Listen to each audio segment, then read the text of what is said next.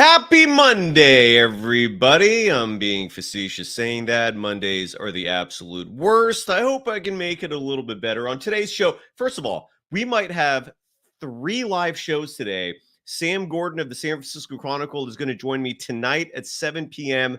Pacific time. I hope to have him on for 2 segments. And then we're doing the show right now. What are we talking about on today's episode?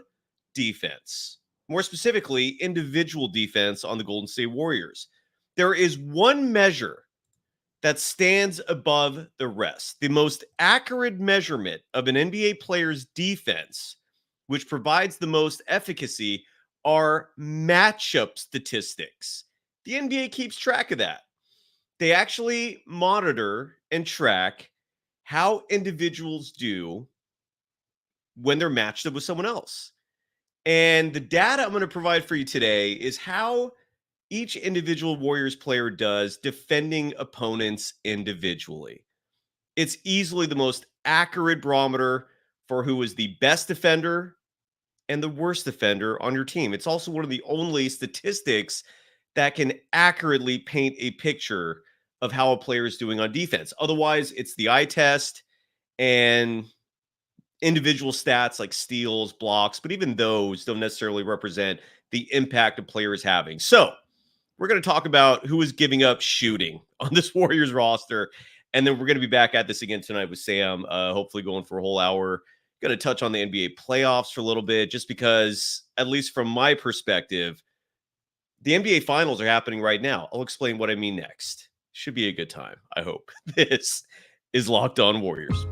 You are Locked On Warriors, your daily Golden State Warriors podcast. Part of the Locked On Podcast Network, your team every day.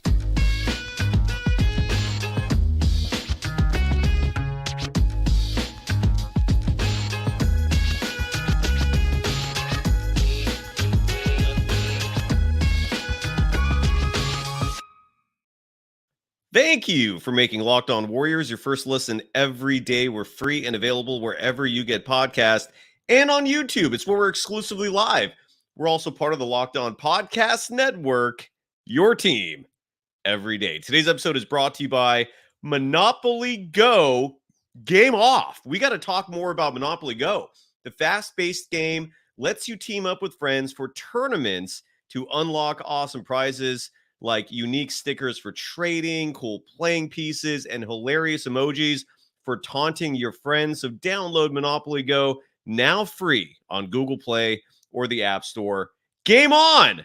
You can follow me, Cyrus Saatsaz, on Threads at Dog Wild. The program is also there at Locked On Warriors. In fact, if you follow me on Threads, you saw what I thought was a hilarious clip and also a little frightening of when AI could go wrong while making you laugh hilariously. Someone decided to use AI and reconstruct a Kevin Durant press conference. Again, if you follow me on Threads, watch the clip, enjoy, and also be alarmed, because how real AI can make things is straight up frightening. I digress. Sorry, I'm checking on my chat here. Randall Cheney jumping in. Hello. Talking about Kai Soto and mentioning that I wouldn't hate it, but Kai Soto is not the kind of player that's going to make or break your team for the upcoming season. And again, we got a long offseason ahead of us. The official offseason does not begin until June 30th. So until then, we're going to make do. And look, this is a show that I've been wanting to host for a while because, again, matchup statistics, there's no better indicator for how effective of a player you are on the defensive side of things. And some of these results may seem obvious to you. Some of these results may surprise you. It took a lot of research because the NBA does not make it easy to compile this data. But alas, I hope you're enlightened by this and hope you're entertained. But at a bare minimum, you're going to be informed today. And again, the stats I'm going to be sharing with you are how individual Warriors players fared defensively. Before I get into this, I want to quickly share what the league averages are, so you have some context here. All right, so the NBA in the 2023-2024 season, the average 7.4%. So as a defender, if opposing players are shooting higher than that, you're on the wrong end of the spectrum. All right. And you're on the wrong side of the stick. No doubt about that. And the average 3-point shooting percentage is 36.6%. And we've said on this show time and time and again that the Mendoza line for 3-point shooting is 33%. Anything higher than that, you're doing okay. You're not hurting your team. Anything lower than that, yeah, that's not a good number. So 33 is the Mendoza line for the simple reason that 33% 3-point shooting is the equivalent of 50% 2-point shooting. But the league average is actually 36.6%, which is telling in terms of how focused so many players are in terms of shooting from beyond the arc. One last average I want to share with you real fast. The average height of an NBA player is 6'7". Let me repeat that one more time. The average height of an NBA player is 6'7". All right. So when you see Warriors teams out there, and when you see lineups that Steve Kerr is trotting out there, where you have, for example, a lineup I complained about endlessly, I'll happily admit that, where Chris Paul and Stephen Curry were on the court together. That's 40% of your lineup with an average height of 6'1". Average NBA height 6'7". And that's a little higher than normal. I looked at the overall years of this number, courtesy of Basketball Reference, and there are seasons where the average height is 6'5", 6'6". So 6'7's on the higher end, but that's the NBA today. So if the Warriors want to compete, size is going to be important. And by the way, Dylan Verano, I don't know if you need to roll the R's in your last name, but mentions love the shirt. Yeah, once every few months I bust out the Jordan Poole Party shirt. You can buy this, by the way. If you, it's Rick Barry and I, the Hall of Famer. We have an apparel company. We're not making any real money off it, but we have a line of shirts. And if you're interested in this shirt, I think you could still buy it. Supplies are limited. Let me know. DM me on Instagram at DogWild, same handle as my Threads account. Just send me a DM. I'll let you know how you can buy it. But thanks, Dylan, and thanks, everyone. All right, so let's get into this. Who are the best and the worst defenders on the Golden State Warriors roster? We're going to start off from worst to best, saving the best for last. And at least based on shooting percentages, and I'm ranking this from worst to best in terms of field goal percentage, Dario Saric. Congratulations. Not really. You were the worst defender this last season. I compiled this data, breaking it down by positions. So Dario Saric, for example, I hope I'm being told that my internet is shoddy right now. I hope y'all can still see me. So Dario Saric, for example, when he defended forwards, forwards shot 48.7% against them, and then 41% from deep. That's not a good number. Centers shot 53.7% against them, 23.1% from deep. That's okay. And then when Saric was unfortunately caught on a switch and he started guarding guards, sorry for the redundancy there, guards shot over 50% against them, 50.3 more specifically, and they shot 44% against them from deep. Totals, Dario Saric, the only player in the Warriors roster to give up over 50% shooting. More specifically, players that he guarded shot 50.3% against them, and they also shot 41% against them from deep. Now, if you watch this show, I told you last offseason when the Warriors signed Dario Saric after he belabored and thought about it for a few days, in case you folks forgot about that, before he accepted the veteran minimum by the Warriors, this was the flag about him. Defensively, he's not good. He's okay at best. He brings you size. The reason why he was getting minutes early on in the season was because he was spacing the floor, shooting the three decently, but his defense, no bueno. And as a result, I don't want to say for certain he's not going to come back next year because you never know, but it would surprise me a little bit if he came back. He is a defensive liability, so rebounder, but again, his defense is awful. Now, next up on the list is a rookie who's no longer a rookie. Congratulations on graduating from that. But nonetheless, Brandon Podziemski, who, look, his lateral quickness is not the greatest. He's 6'4", 6'5", depending on who you ask. So he's not a small dude, but his defense is a work in progress. The fact that he led the NBA in charges, however, as a rookie tells you that at least he hustles and he's not going to be beat because of a lack of effort. That's good. That's a positive. And I do think these numbers are going to get better. But on the season, forwards shot 50.7% against them. Forwards shot 35.3 against them from deep. I'm going to skip the center numbers because I don't think he guarded centers that much. And then when he guarded guards, guards shot 46.4% against them from the field, 39.1% against them from deep. That's not a great number considering, again, the league average is 36%. On the year, players Pajemski defended, shot 48.5% against them and 37.5% when shooting from beyond the arc. Not horrible numbers, not great numbers. And he was the second worst defender on the team in terms of opponent field goal percentage.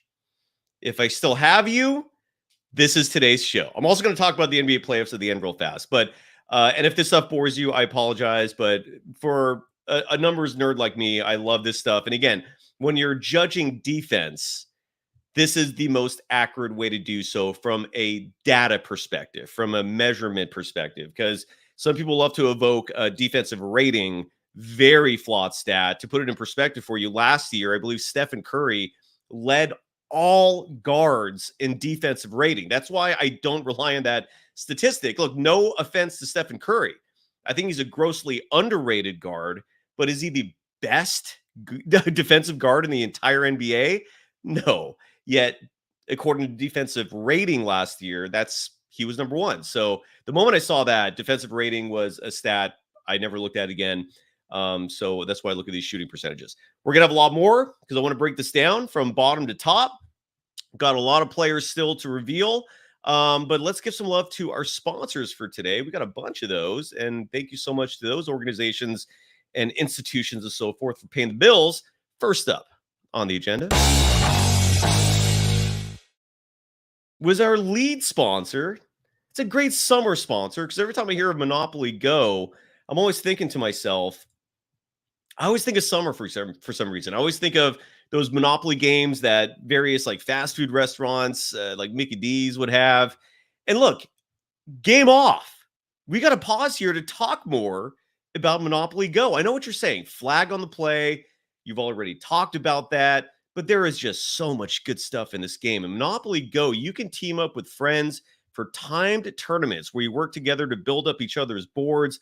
The more you win together, the more awesome prizes you unlock. And there's so much to get. Unique stickers. You can trade with friends and complete albums for big prizes.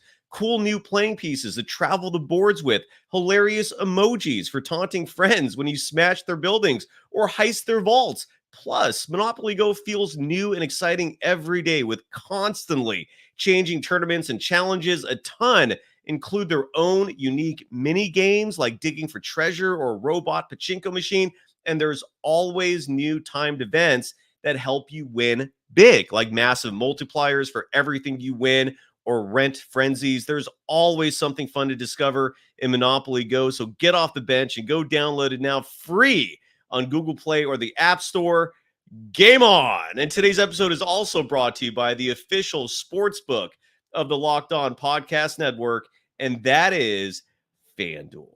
I really wish FanDuel was legal in California, and I hope someday that does happen. So we have something new to entertain ourselves with. And if you're a sports junkie like me, maybe make some money with. So if you're in a part of the country where this ad, it truly resonates, I envy you. Congratulations. It's winner take all time in the NBA and NHL, and FanDuel is giving you a shot to bring home a big win of your own. Right now, new customers get $150 in bonus bets with any winning $5 bet.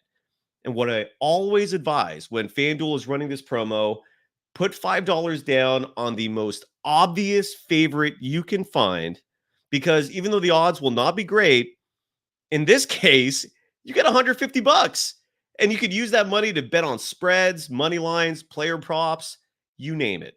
Visit FanDuel.com/lockedon and make every playoff shot count. FanDuel, America's #1 Sportsbook.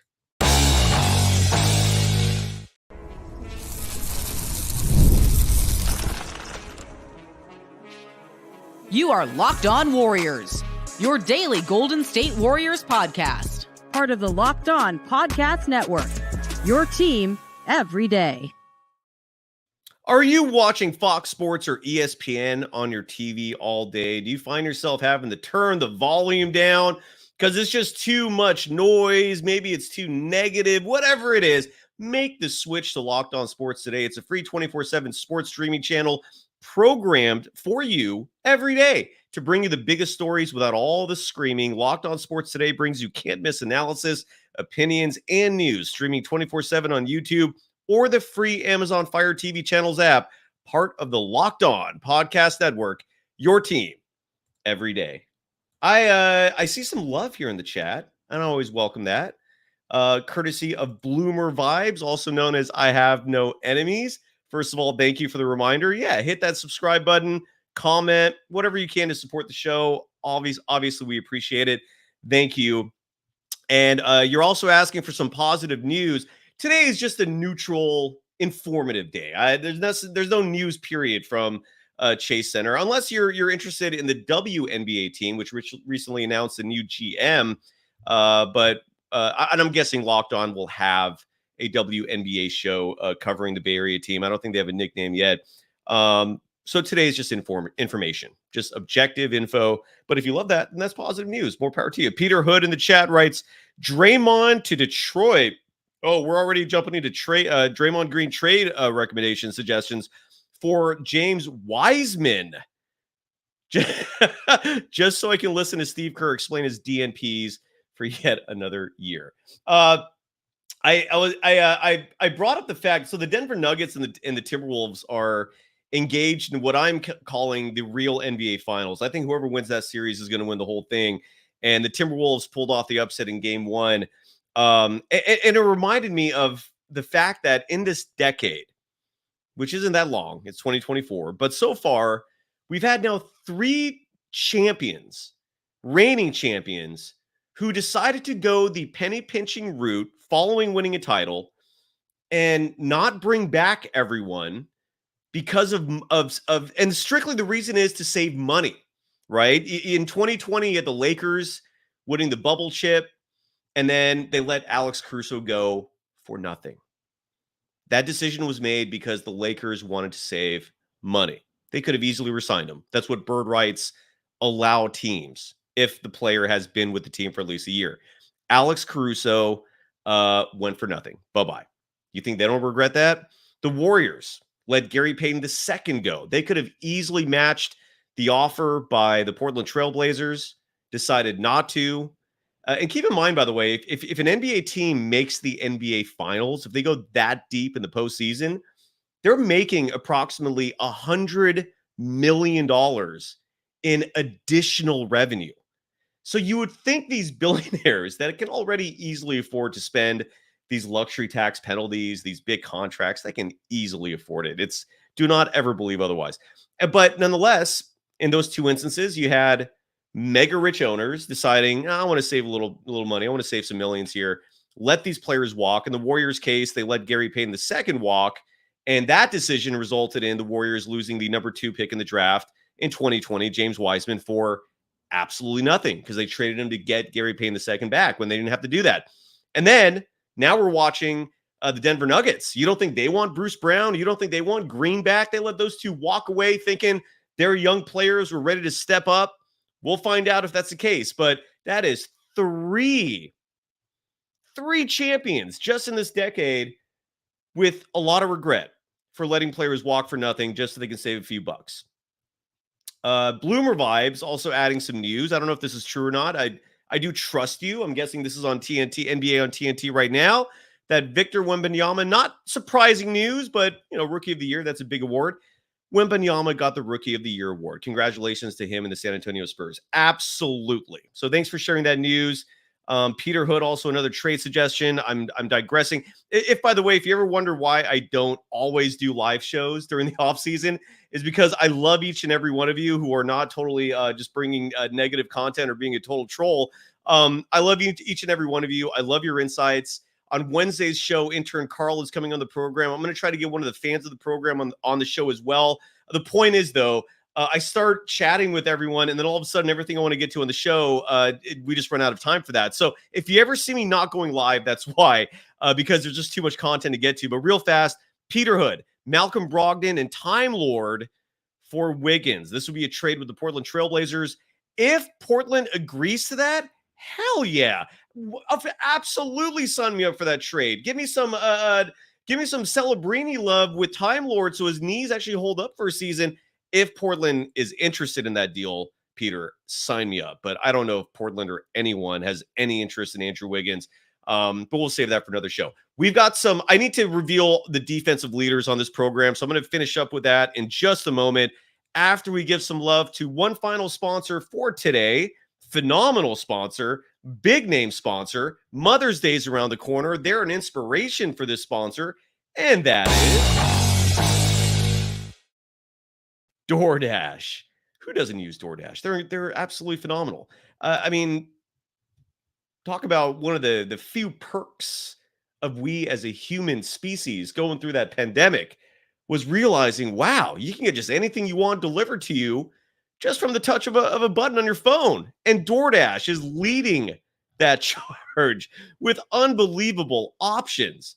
And especially with Mother's Day around the corner, why not try to make mom smile? Start Mother's Day with flowers, surprise her with gifts from the brands she loves, delivered the very same day with DoorDash. Moms are a gift, so give her the best this Mother's Day. Get gifts as thoughtful as she is with DoorDash. Select from hundreds of expertly crafted bouquets to the best of tech to self-care essentials and more delivered right to her door. Does she have a sweet tooth? Is she a beauty connoisseur? Is she outdoorsy? No matter what mom is into, you can make, and that includes also your significant others, because I'm sure a lot of you are parents out there and your significant other, maybe a mom as well. Make her smile with a fruit or flower bouquet. Get her makeup, tech gear, workout wear, you name it. DoorDash has got it. Get all your Mother's Day gifts all in one place and get 50% off your next order, up to $15 when you spend $15 or more on your next flower, convenience, grocery, or retail order now. If you use the code Locked On NBA, again, the code is Locked On NBA, LOCKEDON NBA. Order using DoorDash today. Terms apply.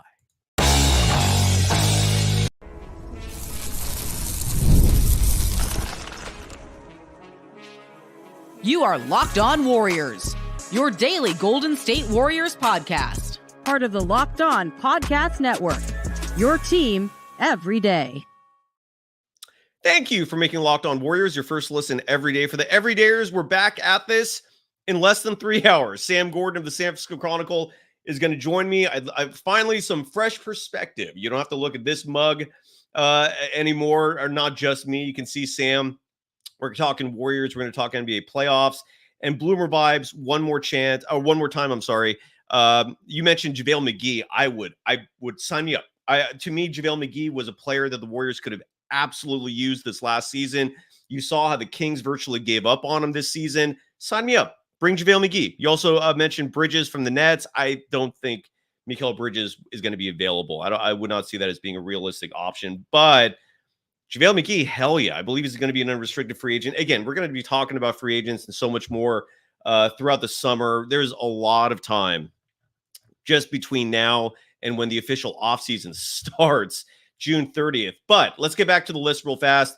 I listed Dario Saric as the worst defender on the Warriors. I mentioned Brandon Pajemski, second worst. I'm basing these on opponent field goal percentage when these individuals are guarding other players.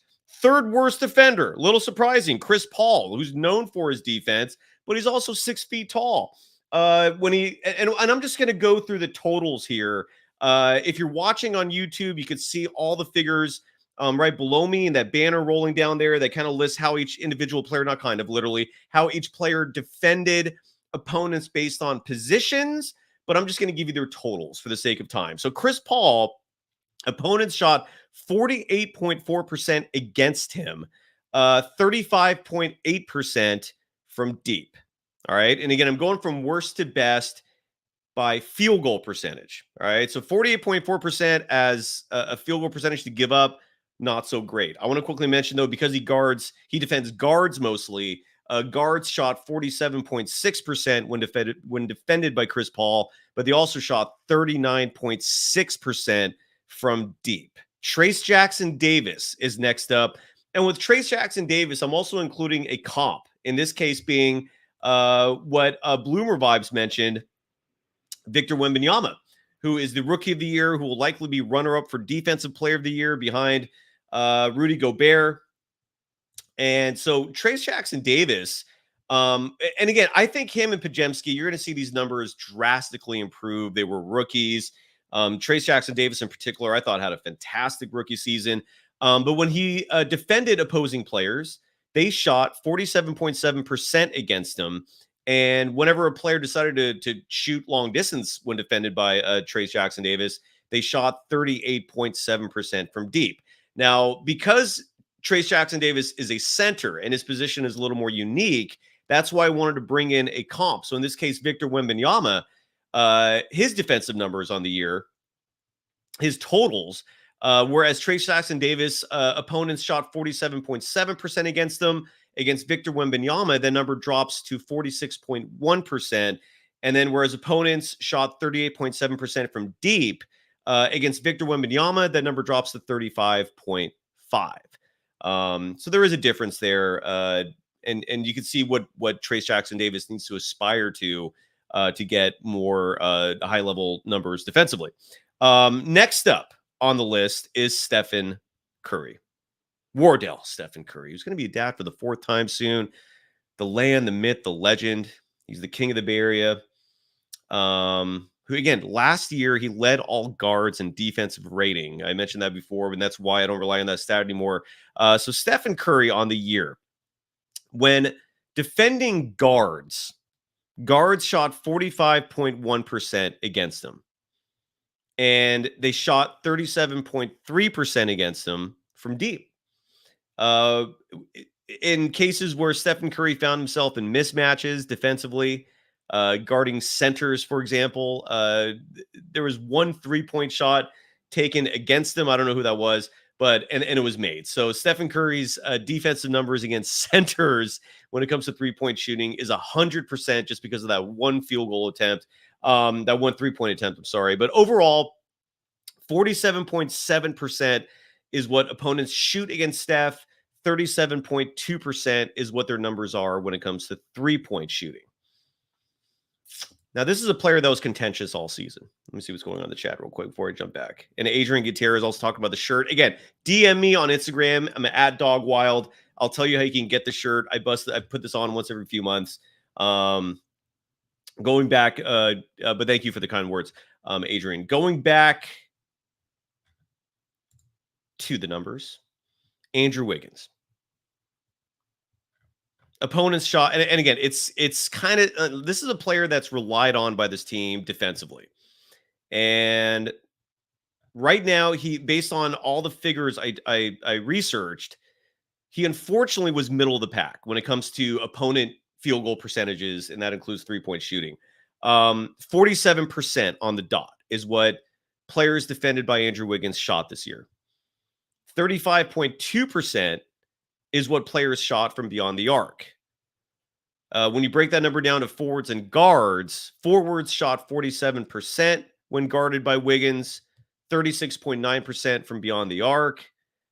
When Wiggins guards, sorry to be redundant, 43.4%, 33.5%. Those are the two figures there. And his totals, 47%, 35.2%. Kevon Looney. And by the way, I'm going to post all these figures on my Threads account at DogWild in the next day or two, in case you want to see it all in one page.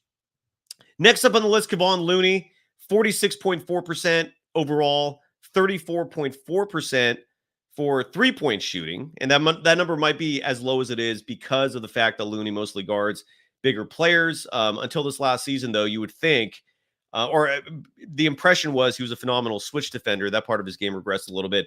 Next up, Jonathan Kuminga. Oftentimes tasked with defending an opponent's best player. He had the fifth best defensive numbers in terms of opponent field goal percentage. 46% is what he gave up on the year. Opponents shot 35.7% from deep when guarded by Kuminga. And those numbers are much higher, much better when he's guarding guards, meaning guards shot 42.9% when defended by Kuminga this year. Forwards shot 48%, but forwards also shot just 32.3% from beyond the arc. Guards shot 36.6%. So 46% again is what his field goal percentage was. In terms of his defense, 35.7%, that figure from deep.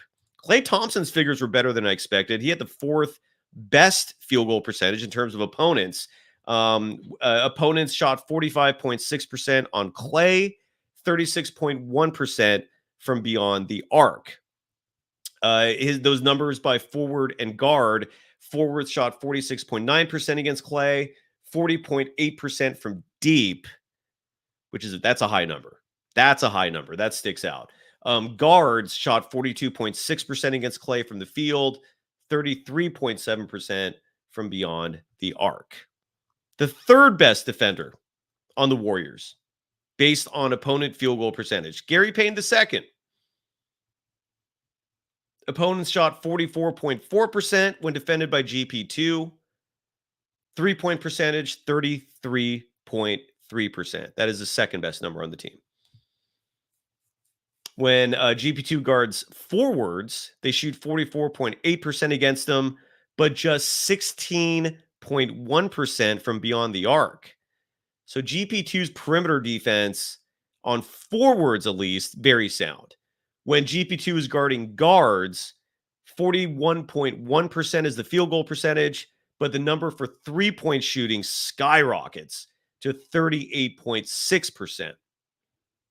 And that could be his height being an issue. Again, he's 6'2".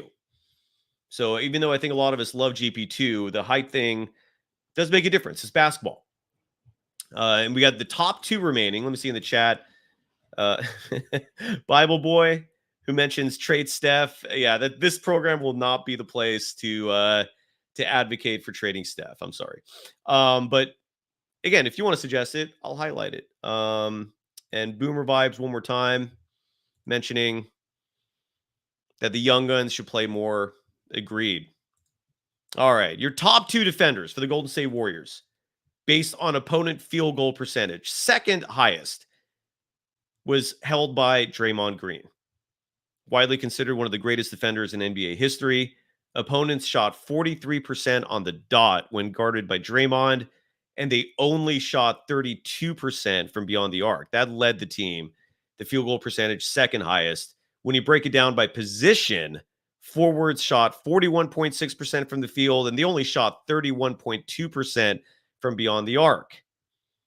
Dre also holds his own guarding guards. 42.9% is how guards shot this season when guarded by Draymond Green, and they shot 33.6% from beyond the arc. And who was the best defender on the Warriors, at least based on field goal percentage? Moses Moody. Moses Moody had phenomenal figures defensively. Opponents shot just 42% when guarded by Moody this year. That's a fantastic number, folks. Again, the league average for shooting this season was 47.4%. And whoops. Yeah, and then 3-point shooting wise, when Moody was assigned as a defender, opponents shot 34.7%. That was third best on the team. No, fourth best on the team. I apologize. But nonetheless, Moses Moody won the sweepstakes in that regard. When he was defending guards, guards shot 41.6%. A fairly high figure here, 38.3% from beyond the arc. And then when forwards were the types of players that Moody was guarding, they shot 41.3%, 30.8% from deep. Moses Moody did not give up a three from a center this year. So there you have it. your defensive leaders. We'll be back at this at 7 p.m. with Sam Gordon of the San Francisco Chronicle. Have a great day, everyone. We'll be back at this soon. Bye-bye.